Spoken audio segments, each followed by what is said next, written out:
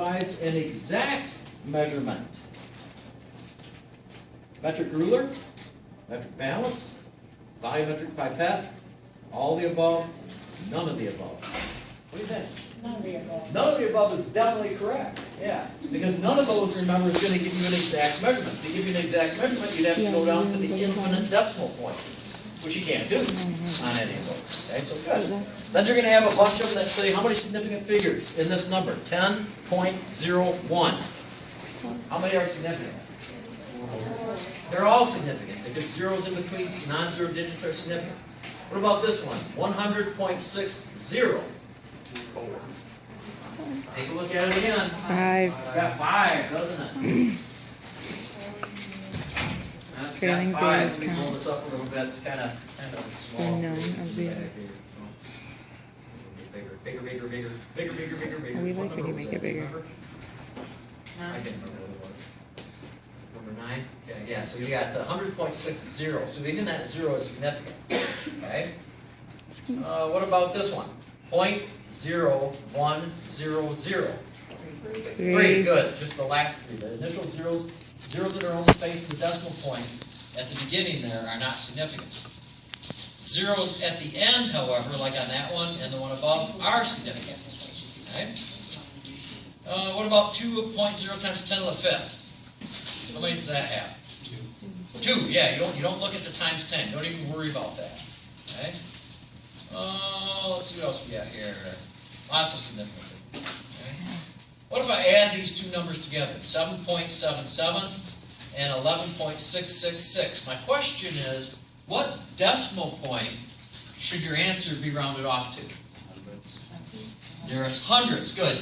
Good. The rule when you're adding is you look at the one that's least accurate. This one goes up to the hundreds, and this one goes up to the thousands. So when I'm only adding, I have to go to the least accurate.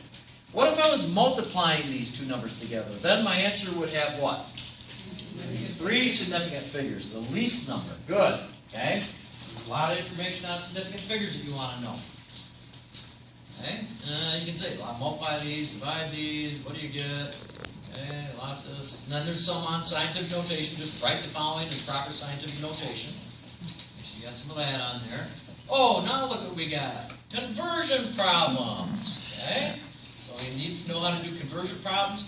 You're going from miles to yards. Okay? And I even give you 1 mile equals 760 yards there. Okay?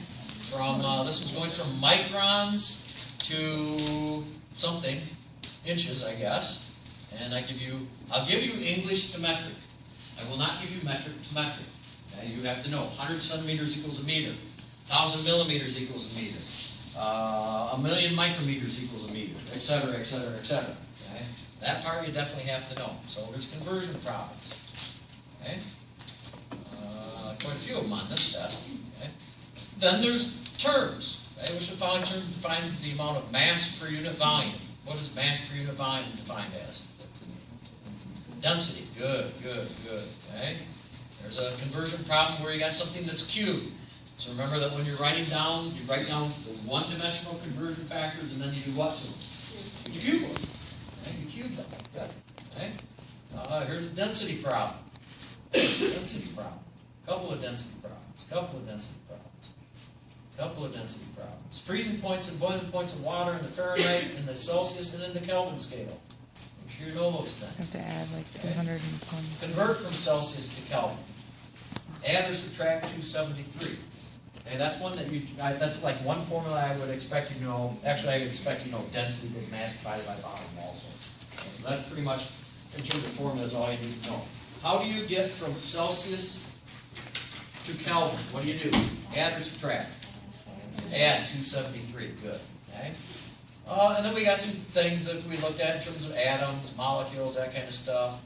Okay. What is the term for the smallest particle that represents an element? That would be an atom.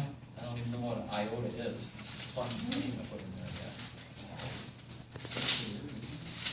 Probably is. I think so, yeah.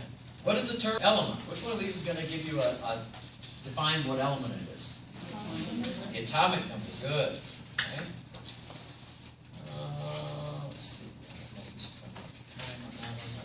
Here's some terms that we talked about, metals versus non-metals. Okay, what is the term for property of metal that can be drawn into a wire? Ductile, good, good. Property of a metal that can be hammered into a foil. Malleable. Malleable, good. Okay.